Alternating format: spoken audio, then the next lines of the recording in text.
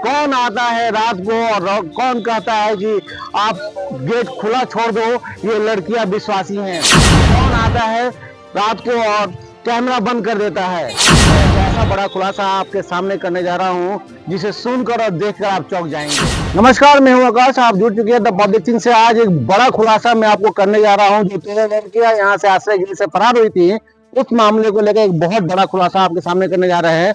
आज मैं एक ऐसा बड़ा खुलासा आपके सामने करने जा रहा हूं जिसे सुनकर और देखकर आप चौंक जाएंगे। इस पूरे मामले में जो डीएम ने कार्रवाई की है, वो कार्रवाई कितनी सही है और उसके पीछे का पूरा राज क्या है, ये पूरा भंडाफोड़ आपके सामने करेंगे।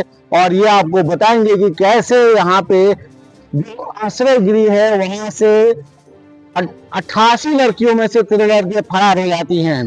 कौन आता है रात को और कौन कहता है कि आप गेट खुला छोड़ दो, ये लड़कियां विश्वासी हैं। कौन आता है रात को और कैमरा बंद कर देता है। इस पे भी सवाल करेंगे और ये भी इसका भी खुलासा करेंगे। हम खुलासा करेंगे और ये बताएंगे कि कैसे वहाँ पहले से कार्यरत कर्मियां जो है वो भी, उनकी भी बड़ी मिलीभगत है और उन पर कार्रवाई नहीं हुई। हम ये खुलासा करेंगे कि जिन लोगों पे कार्रवाई हुई है उसमें से 2 कर्मियां मात्र 2 दिन पहले वहां काम करने गई थी। ये पूरा खुलासा आपको करेंगे और बताएंगे कि कैसे हुआ पूरा घटना। ये पूरी घटना के बारे में हम आपको दिखाने जा रहे हैं। बने रहिए। में बड़ा कांड कैसे हो गया? देखिए, 2 दिन पूर्व तो मैं वहाँ गई थी। अभी मुझे सब कुछ समझने में समय लग रहा था। और जो वहाँ पे उसके मेरे जगह पे जो जयमाला जी थी, उनको वहाँ से हटाया गया, पर्यवेक्षण गृह में डाला गया। ठीक है, तो वो लड़कियों की फैन थी, वहाँ की लड़कियां उनसे बहुत खुश थी और वो चाहती थी कि वही रहे। ठीक है, और मुझे अचानक वहाँ पे भेजा गया तो वो लोग मुझे एक्सेप्ट नहीं कर पा रही थी या क्या था, ये सब मैं नहीं समझ पा रही हूँ। और वहाँ पे पहले का माहौल था कि लड़कियों को उनको बॉयफ्रेंड से बात कराया जाता था और उनको कन्विंस करके रखा जाता था, उनको सारी फैसिलिटी दिया जाता था जो वो चाहती थी। लेकिन मेरे रीजन में ये सब नहीं मिल पा रहा था लड़कियों को, या मैं लड़कियों का भी समझ ही नहीं पा रही थी तब तक ये दुर्घटना हो गया। आप लोगों के पास प्रभार था, चाबी वगैरह थी सब? मुझे 5 बजे रिंकू झा ने प्रभार दिया था। ठीक है, और चाबी के रूप में मेन गेट का चाबी था। जिस रूम से गई है लड़कियां मनोरंजन कक्ष से, उसका चाबी मेरे पास नहीं था और वहीं से लड़कियों का पलायन करने का मामला सामने आ रहा है। तो मेरे को प्रभार देने के बाद रात में रिंकू झा क्यों आती है, लड़कियों से क्या बात करती है और हमारे केयर टेकर को आदेश देती है कि इनका दरवाजा खुला छोड़िए, ये लड़कियां विश्वासी है।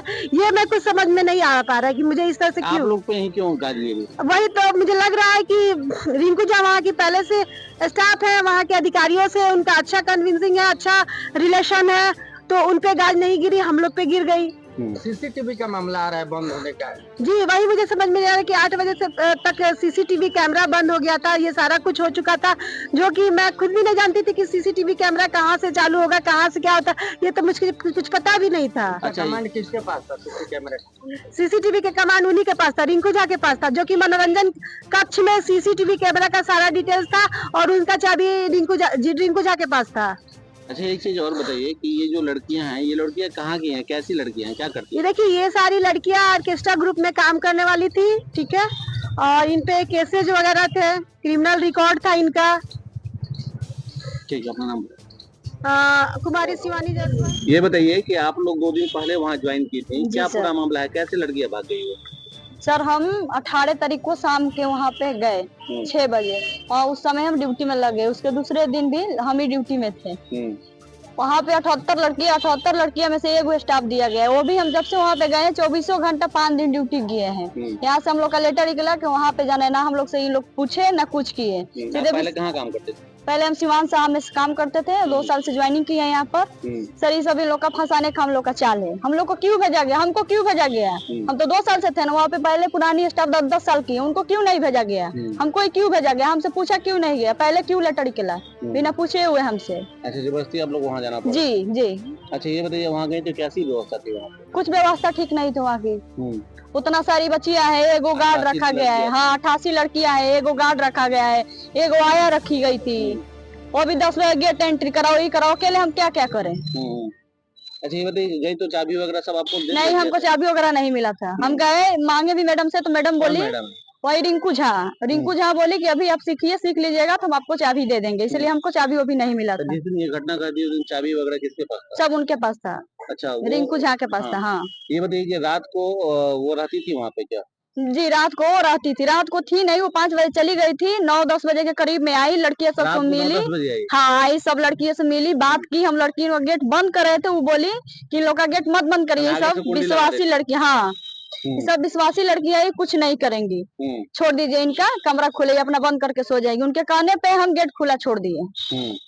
अच्छा कैसे पता लगा? इतना लंबा दीवार है, कांटे लगे हुए हैं। पता नहीं है, सब हम ना देखे, कैमरा भी बंद था, 8:30 बजे से कैमरा बंद था। जब वो आई है, जब उससे कर्मी थी तो उनको सब चेक करना चाहिए ना कि कैमरा चल रहा है कि नहीं, सब ठीक है कि नहीं। हम लोग तो 2 दिन पहले गए थे, हम लोग तो अभी सीखिए रहे थे, देखिए रहे थे, हम लोग का क्या दोष है, हम लोग का क्यों सस्पेंड किया गया है? साजिश है। हाँ उनका साजिश है, किसका था? रिंकू झा का। कौन है वो रिंकू? वहाँ की कोऑर्डिनेटर है रिंकू झा, अधीक्षिका है। अधीक्षक है। हाँ प्रभारी अधीक्षा है। कितने दिन में तो वहाँ काम कर रही हो? वो भी 3 मंथ पहले आई थी। 3 महीने पहले। हाँ और आप लोग की जगह पर कौन था वहाँ? हम लोग की जगह पर जो थी वो निकाल दी, ट्रांसफर की गई दूसरे ट्रेन, उसके बदले हम लोग को भेजा गया था वहाँ पे। नाम क्या है आपका? मेरा नाम है सुनीता देवी।